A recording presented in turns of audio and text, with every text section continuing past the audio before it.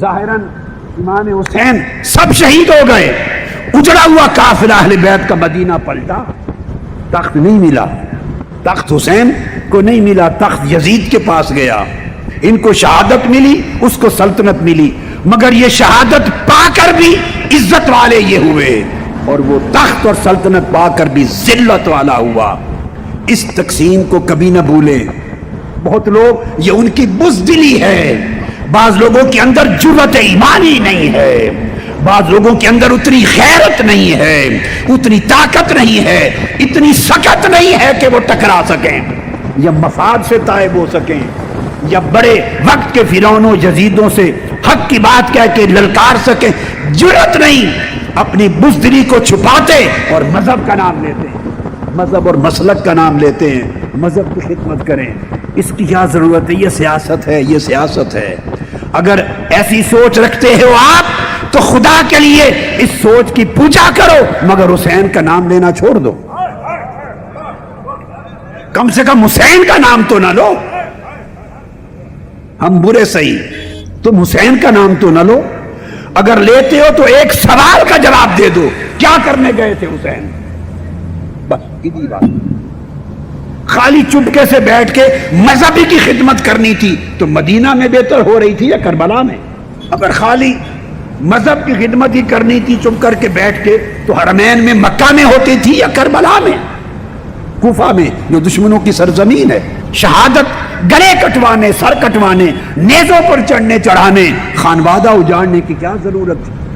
وہ خالی بیٹھ کے دین کی خدمت، مذہب کی خدمت، علم کی خدمت، تقویٰ، اللہ اللہ، بڑے راستے تھے حسین کے پاس، مگر نہیں، انہوں نے کہا میرے نانا کے دین کی جڑیں کٹ رہی ہوں اور میرے نانا کے دین کی قدریں مٹ رہی ہوں اور میں بیٹھ کے چپ کر کے مذہب کی خدمت کرتا رہوں۔ کون سا مذہب؟ کون سا مذہب؟ کون سی خدمت؟ حسین نے اس کردار کو قبول نہیں کیا۔ یہ معیار تھا جو حسین نے دیا۔ یہ سمجھ جو آپ بہت سے لوگوں کو ایسی بات کرنے والے ہیں جو سمجھ ان کو ملی ہے، یہ سمجھ اس زمانے میں بھی بہتوں کے پاس اس واقعہ کربلا نے پیدا کر دی تھی، مگر حسین اس سمجھ کا آئینہ دار نہیں تھا۔ حسین باطل سے ٹکرانے والا تھا، سمجھوتا کرنے والا نہ تھا۔ اللہ کا فضل ہے کہ اس نے کربلا کا اور حسین کا وہ کردار تحریک منہاج القرآن کو عطا کیا۔ آپ اس کے عکاس بھی ہیں، علم بردار بھی ہیں، اس کے وارث بھی ہیں۔ غرض اس سے نہیں کہ آپ کو تخت ملتا ہے یا تختہ، حق اور باطل کا فیصلہ تخت اور تختہ سے نہیں ہوتا، حق اور باطل کا فیصلہ شہادت اور سلطنت سے نہیں ہوتا۔ جس کے پاس سلطنت جائے وہ جیت گیا اور جس کے پاس شہادت آئے وہ ہار گیا نہیں۔ ہار جیت کے معنی ایمان کی ڈکشنری میں یہ نہیں ہے، کفر کی ڈکشنری میں یہ ہے۔